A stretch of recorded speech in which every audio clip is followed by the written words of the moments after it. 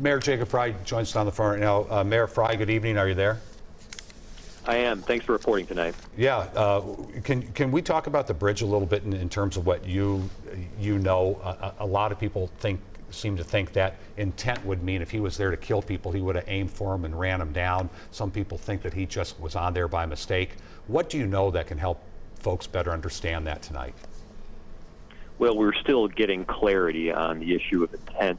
Obviously, the entire scenario was terrifying to watch a tanker barrel down the highway with peaceful protesters just ahead. But, we were able to get our Minneapolis Police Department out there to allow state troopers to quickly arrest the semi-driver, but more importantly, get those who were peacefully protesting off the bridge as quickly as possible. When you have a scenario like that, you don't know exactly what the intent is. You don't know what the tanker was carrying. And because of that, it was essential to get those protesting off the bridge for their own safety. Right, but so you can't add anything to the conversation that Chanel did in terms of where it came from, why it was there, how it got there, any of these things? No, I can't yet. We don't know as a definitive, and so I don't want to speculate before we know for sure. Okay. Mayor, I know we talked to you late last night, but looking today and looking back at overnight, how would you describe things? How would you assess things? Well, we are continuing to focus on preservation of property, preservation of life, and then restoration of order. Now, all through the day, we had very peaceful protests. We had people who were checking out the streets that had really gotten hit hard by the protests or by the looting over the last several days. I was over on Chicago and 38th, as well as Bloomington and Lake, to be with community.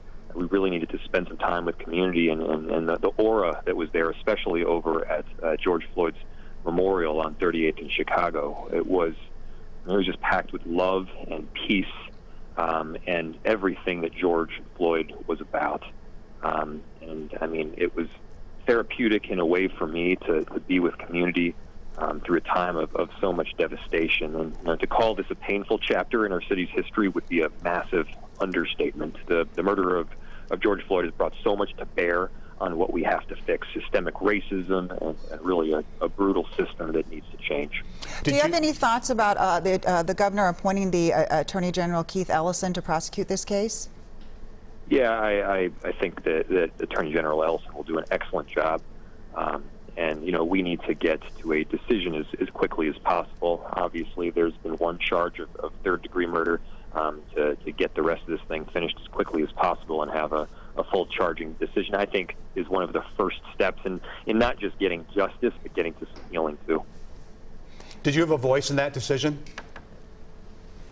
I did have conversations with the governor about it, and I am supportive. Yeah, the family attorney tweeted out, George Floyd's family's attorney tweeted out that they were pleased with this move. Yeah, I've had conversations with the family as well, not about this particular issue, but obviously they're grieving right now, and they deserve to be. What happened was tragic. It was wrong in every single way, and I think it really shone a light on what needs to change in the system to have a police officer place their knee on a black man for 5 minutes straight. Is just unbearable. It's unconscionable.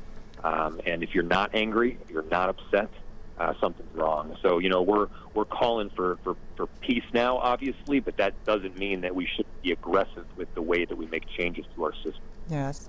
You were just talking, Mayor, earlier about going over to 38th in Chicago and just how it brought you some peace and some comfort, and I think a lot of people have been going there for that. Tonight, there is a large group that are peaceful, and they are there right now, and they are past curfew, so we don't know how that is going to be handled. We're kind of watching that situation. Do you have thoughts about that?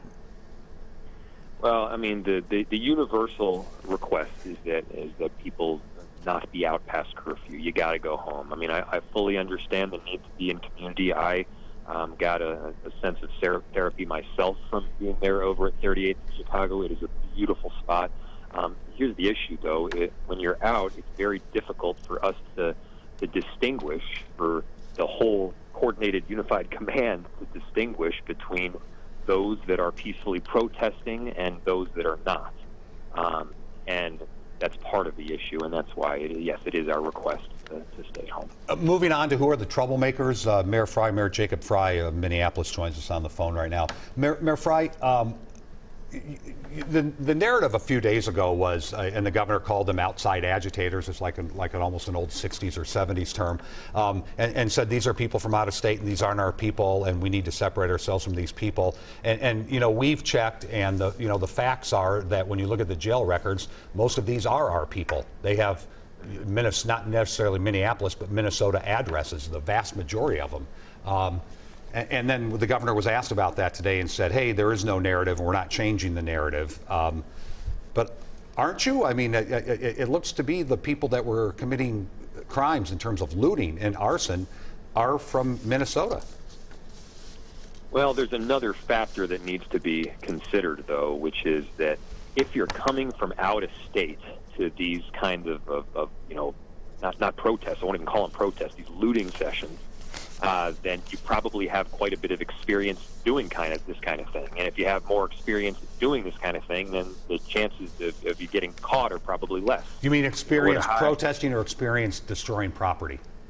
Experience destroying property. Okay. I mean, I want to make very clear what we're talking about is not peaceful protesting. This is not emblematic of the life that George Floyd lived and who he was.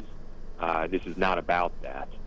We want, I mean, peacefully if it had all been peacefully protesting, we wouldn't be here right now. Right. So are you implying that the people that got caught, that didn't get caught, are so sly that we couldn't catch them?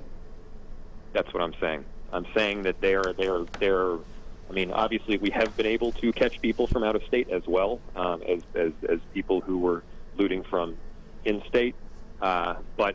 I'm saying it is possible. I don't know for sure, but that is a possible scenario that we can brief on. And it is possible. A follow-up to that, please. Are you interested in directing the law enforcement of Minneapolis to look at video that we have and that all our competitors have and that print media have and Facebook, because it's all out there, that shows people lighting things on fire, that shows people breaking windows, that shows people breaking banks?